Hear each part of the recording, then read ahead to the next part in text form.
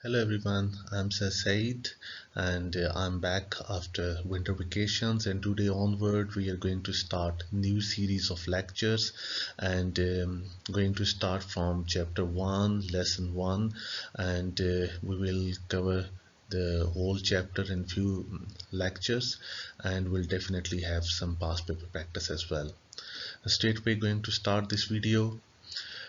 This video is related with the physical quantities, units, and the conversion of base units and the derived units. First of all, physical quantities. Physical quantities are basically the quantities which can be measured. All the measurable quantities are called physical quantities. For example, we can measure the mass of the body, we can measure the length of the body, we can measure the force acting on the body. All these quantities are called physical because we can measure, and these physical quantities are represented by the units called SI units. The units from the system international SI units represented.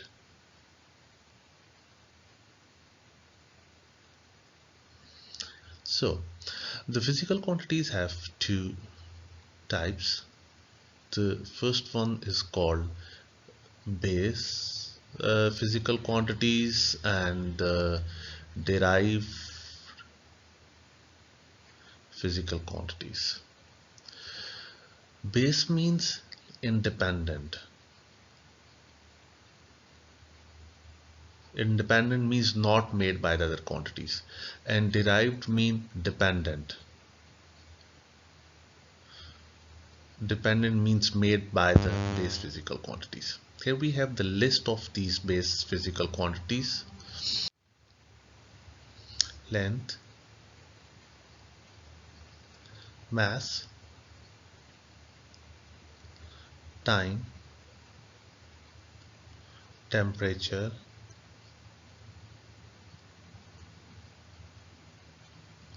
electric current,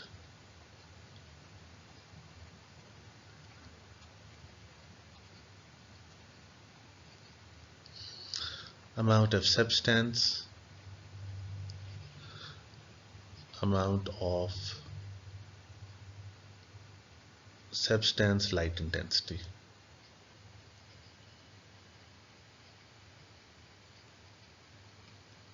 And except all these seven base physical quantities, the remaining one are the derived one. So we can write like speed, like acceleration,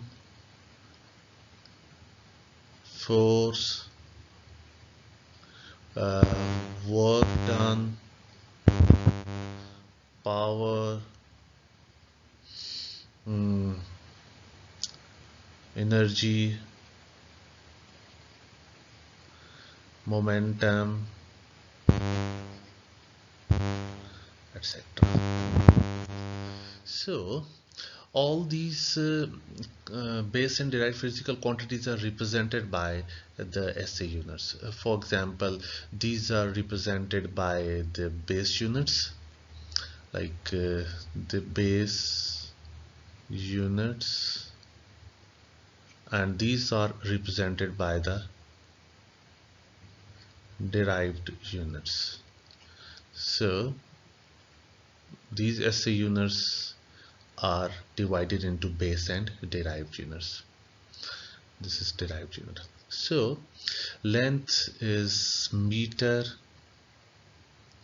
m. Meter is base SI unit, not centimeter, millimeter, and kilometer. Mass is kilogram, that is kg. Time is second, that is S. Temperature is Kelvin. Electric current is ampere. amount of substance is mole, and the light intensity is candela. I'm going to write the short forms here.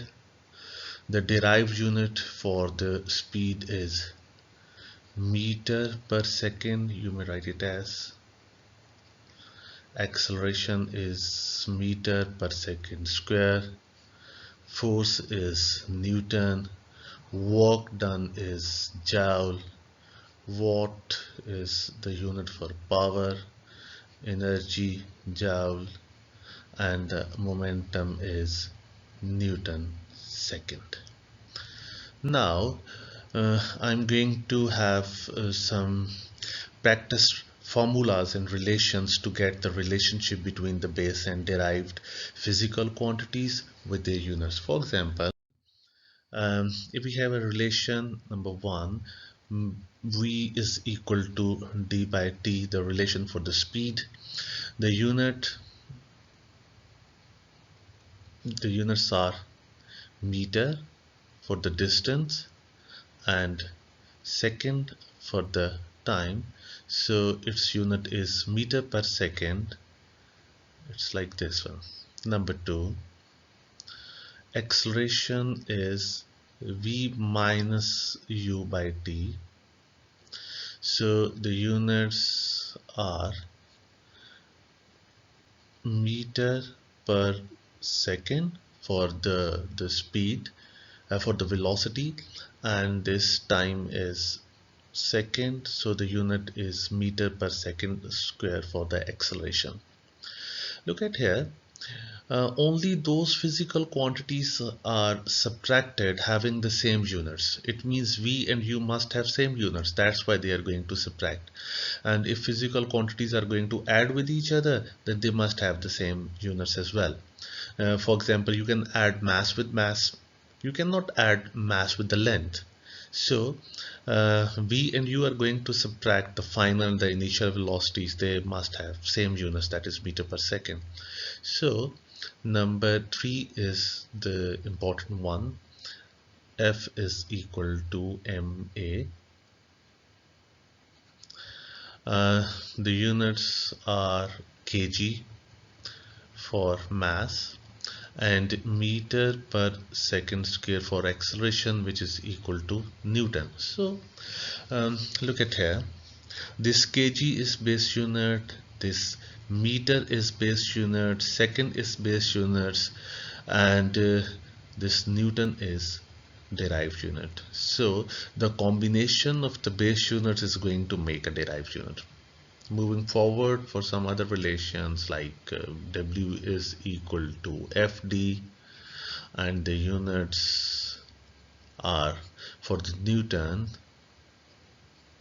meter is equal to joule, but this is not the correct answer because Newton is not base unit, so we have to write kg meter per second square instead of Newton.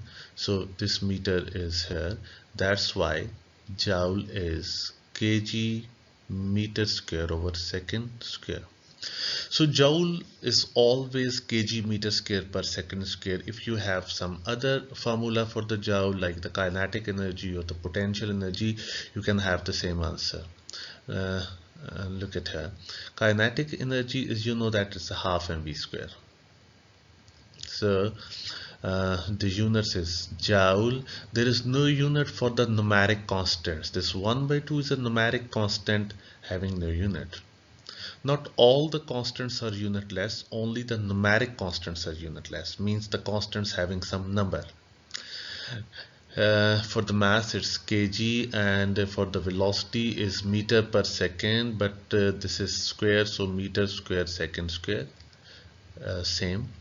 And if we see the number 6 is potential energy, the gravitational potential energy is mgh.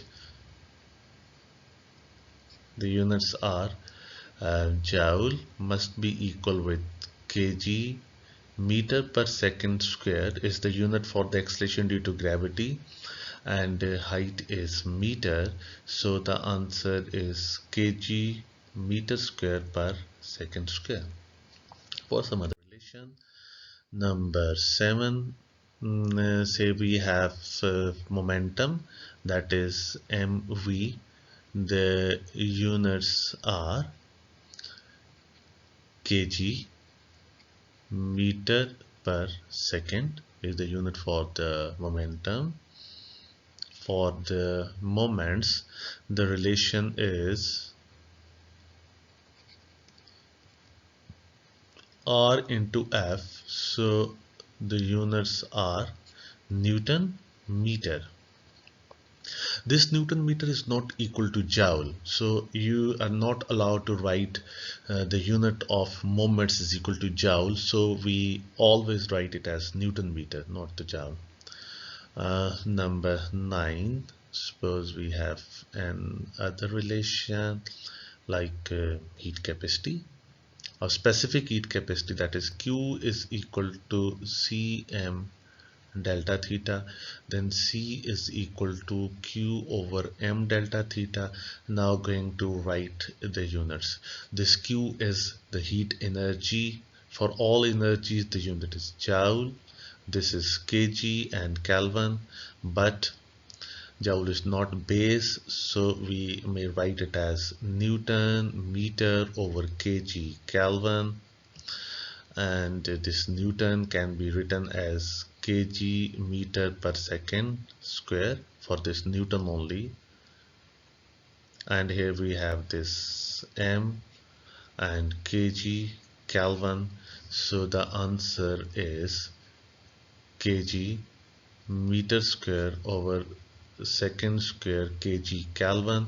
Kg is cancelled with the kg, so it is meter square over second square Kelvin. This is the base SI unit for the specific heat capacity. 2-3 more examples, don't worry.